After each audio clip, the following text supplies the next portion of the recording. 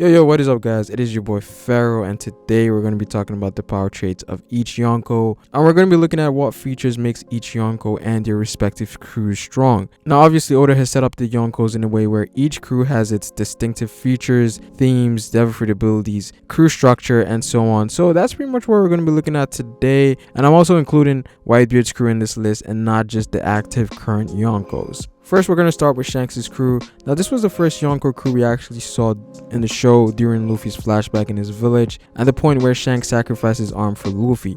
Now, we don't really know exactly what Shanks' goal is at this point in the story. We've kind of learned pretty much all the goals of every other Yonko except Shanks, even though he was the first to show up. So Shanks at this point in the story is kind of vague. One thing we do know is that he tries his best to keep the balance in the world, as we saw when he initially tried to tell Whitebeard to stop Ace from fighting Blackbeard, which caused a chain of events that eventually led Blackbeard to become a Yonko. And Blackbeard is someone Shanks seems to despise, as they do have some backstory given that the scar Shanks has was caused by Blackbeard. The second time he interfered with the balance was during Kaido's attempt to stop and kill Whitebeard, who was then intercepted by Shanks in the New World, but he somehow made Kaido stop, and we don't exactly know how or what happened during their encounter in the New World. But one thing we do know is that they definitely didn't fight.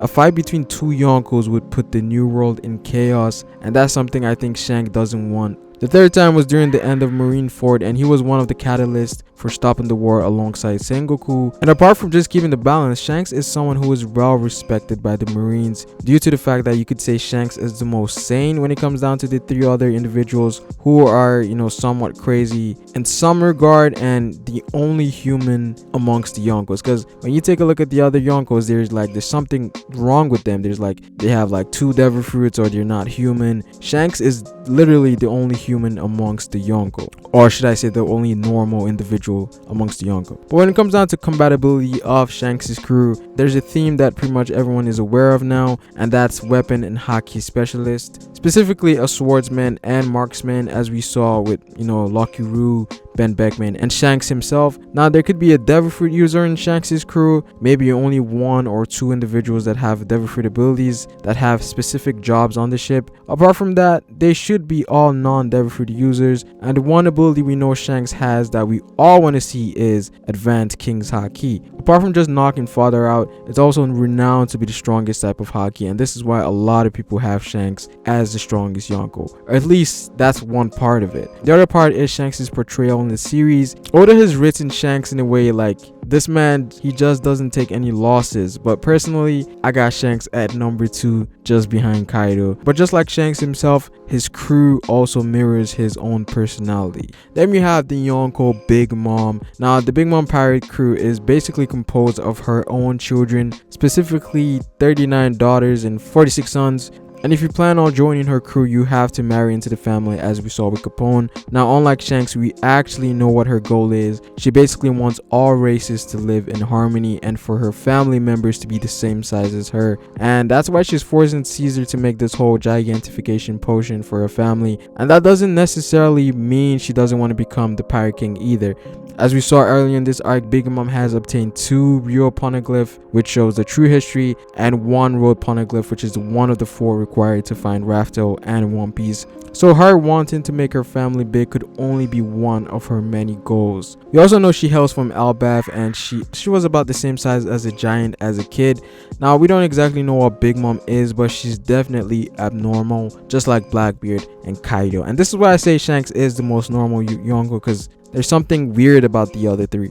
But yeah, Big Mom is definitely something else, because she was at a young age, she was capable of killing a giant with ease when we saw during the flashback. So Big Mom, we don't exactly know what she is, but she's definitely something, and Oda never really fully explained what she was. But when it comes down to her crew, they have a food candy theme, even when it comes down to their devil fruit abilities, as we saw with her, basically her entire crew and the Yonko commanders. Her crew are mostly composed of paramecias, and they're relatively good at haki, especially with Katakuri and Cracker potentially having an advanced version or form of that haki they're specialized in. And they've also shown to be the most versatile devil fruit users amongst any Yonko crew. They use weak abilities like biscuits, mochis, and make them extremely strong. So they're, in a sense, they're basically like Luffy, who uses rubber. So when it comes down to versatility, these guys are the best, but they're not exactly good at teamwork. But I have to give them credit when it comes down to how impressive they've proven themselves to be. And I do have Katakuri as the strongest first mate till we see more from Ben Beckman, and maybe the King Calamity, or I'm not sure if Jack is the first mate, but you know, the King Calamity might be like the strongest first mate. We don't know, but I'll talk about this in another video.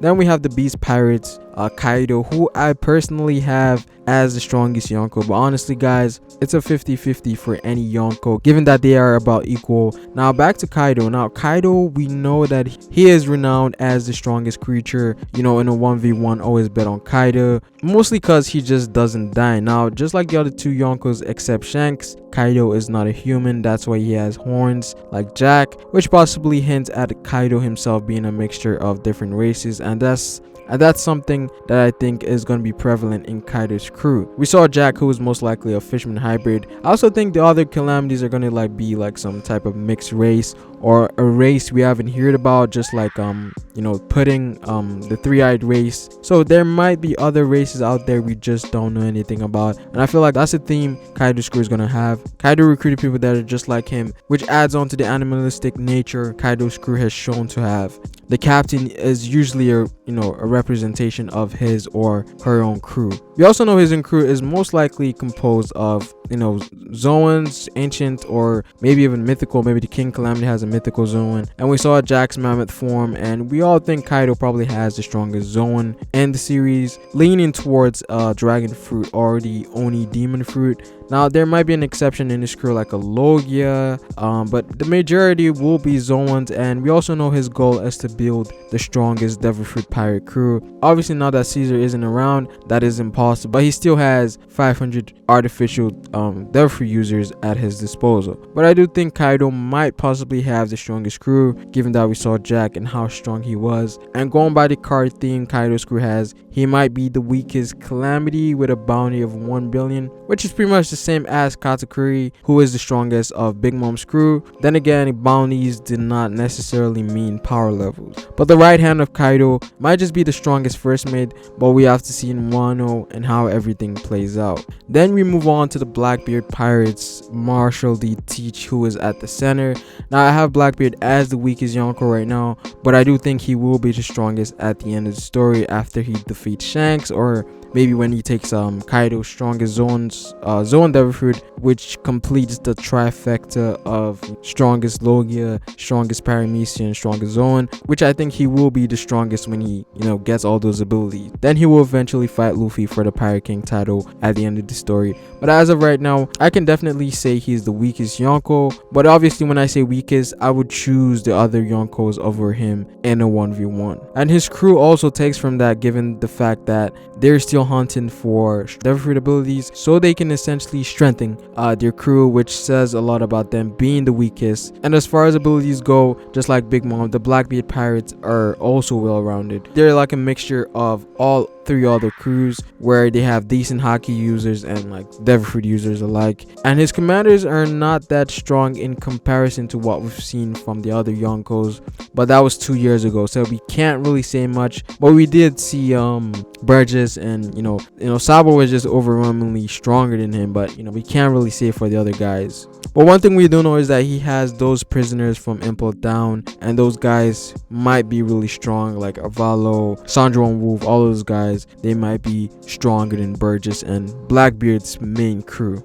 Now we don't really know much about Blackbeard's crew, but his crew is just as loyal as the Straw Hats, and they have a theme about fate. You know, Blackbeard always talks about fate and how he's destined to be the one to become the Pirate King, so that's definitely something I find interesting when it comes down to Blackbeard. And from what he's shown so far, he's a very smart individual, as he basically laid out a plan for 10 years for him to eventually become a Yonko, so that's definitely a feat for Blackbeard. We also know that his end goal is to become the Pirate King just like Luffy, but I feel feel like he would use whatever he can to achieve his goal, which is something that makes him a bit different from Luffy. Then finally we have the Whitebeard pirates. Now Whitebeard was the oldest Yonko, but he was still on the same level as the others. Now him being sick definitely made it worse. You know, like having heart attacks in the middle of a fight is definitely a downside, especially against other top tiers like the admirals or the Yonkos. But I do have a healthy old Whitebeard equal to the current Yonkos. But you know, prime Whitebeard would definitely be the strongest in this era. Now Whitebeard didn't really have any goals other than just having a family.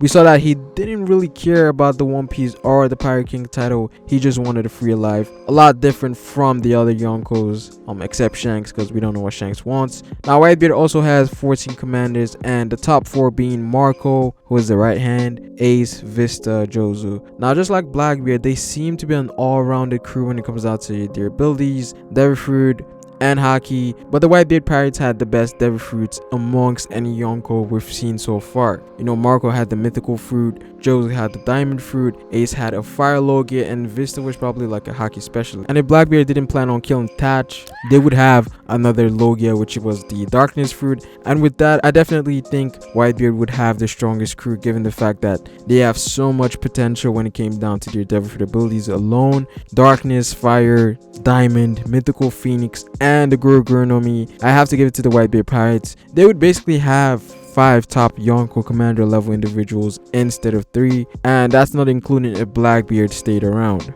So that would definitely give them an edge over any other Yonko. But obviously because of Blackbeard, that never happened. We also have to remember that when Roger was alive, the Whitebeard commanders were fighting against the Roger pirates. So they had to be, you know, crazy strong back then and even stronger now. But that's pretty much it for the video, guys. Comment down below what you guys think. Like the video if you liked it. Subscribe and be a part of the notification squad if you want to see more content on this channel. And we're out. Peace.